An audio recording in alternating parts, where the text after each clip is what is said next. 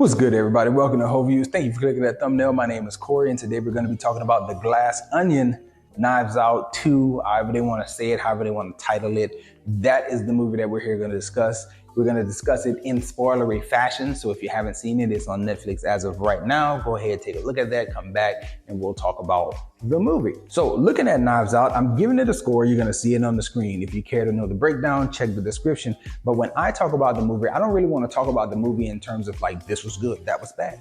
I kind of want to talk about it in terms of preference, because preference is the most important thing when talking about the Knives Out franchise to me. I will admit, this movie is probably better than the first, but I feel like I still prefer the first one to this one. Let's go through and talk about some of the things that you can compare when talking about Knives Out 1 versus The Glass Onion. With Knives Out 1, you have a stellar cast. Knives Out 2, or The Glass Onion, however it's titled, the cast is what and what. I do feel like both of them have stellar casts. I feel like all the performances were great. Ana de Armas was like very impressive to be on the screen as a younger actress with all those heavyweight actors and actresses in that first one. You don't necessarily have a powerhouse unknown like that because Janelle Monáe has been around, but I do feel like Janelle Monáe is that character here. Like, she is the one who really carries the story forward, even though we know Daniel Craig's Benoit Blanc is the star of the movie. I do prefer the way that the second one unraveled because I feel like the reveal was a bit bigger, it was more grandiose, but the whole entire film was a bit more grandiose. And in the sense of filmmaking, I feel like I prefer the small scale of the first over the bigger, grander, more high quality visuals, like extravagant location, like all that stuff to me was a bit more of a distraction than it was with the very toned down, very muted setting that you got with the first one. I do feel like the vibe of both movies are the same. Like, you have a kind of lighthearted, even though it's surrounding murder and a death of someone, is relatively lighthearted. It's a very fun ride to be on as you're watching the movie, trying to figure out who did what. I do feel like the second one did a better job of like totally misdirecting us with the fact that Janelle Monáe was playing two different characters. I had no idea that was going on until it was revealed to us. And even then, that didn't give any kind of inclination of who could be the person who is really the bad guy. In the first one, they did a lot of leaning into who could be the bad guy, but there was not as much of a retelling. But I did like, again, the way that story unraveled in the first one is very, very memorable and comes back to mind. When we talk about a surprising character, like a person who really stood out comedically and did things that you didn't necessarily expect, Chris Evans is the one who stands out in my mind from the first Knives Out.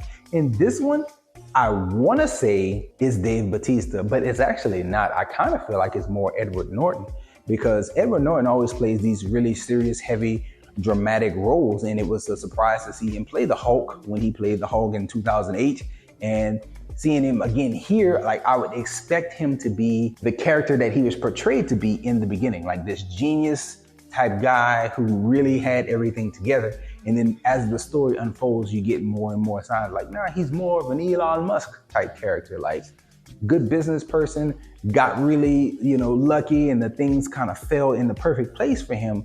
And now people are categorizing him as this unequivocal, untouchable genius that is so deep in thought and so forward thinking, when in truth, he's probably just a really, really good businessman who came up with some nice ideas that were put into place very practically and made sense. And then, people started talking and he started drinking his own Kool-Aid. There was a quaint feel to the first movie.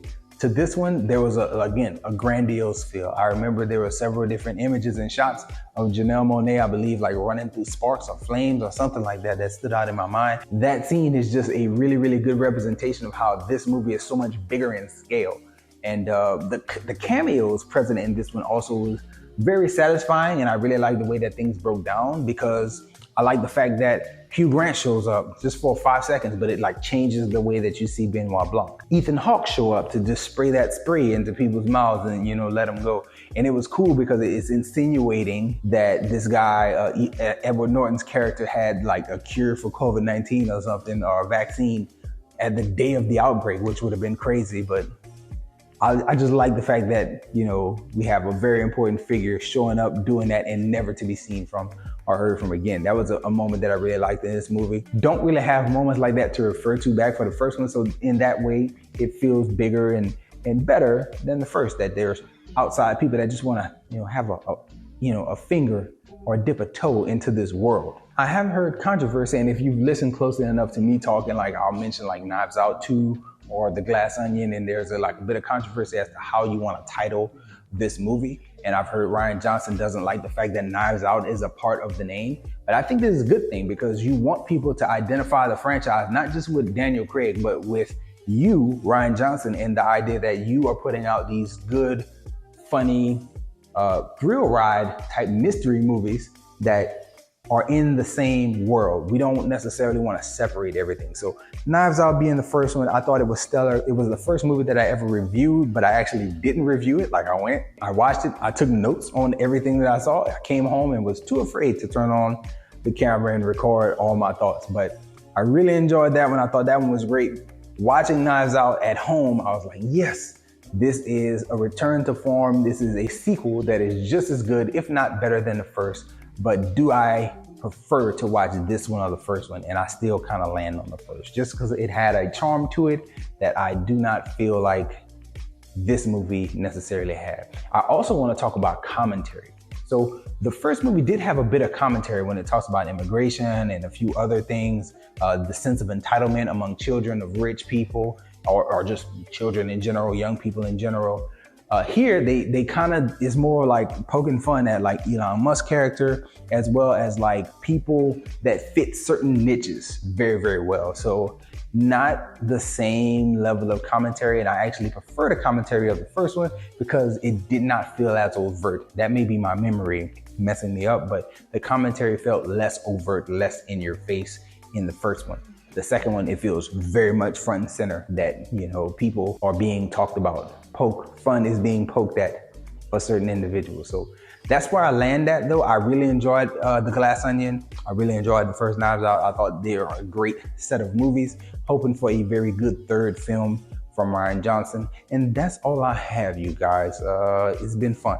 It's been very fun. Hopefully you enjoyed. Let me know what you think about The Glass Onion. And that's all we have. Enjoy yourself, guard your heart, and go watch something good.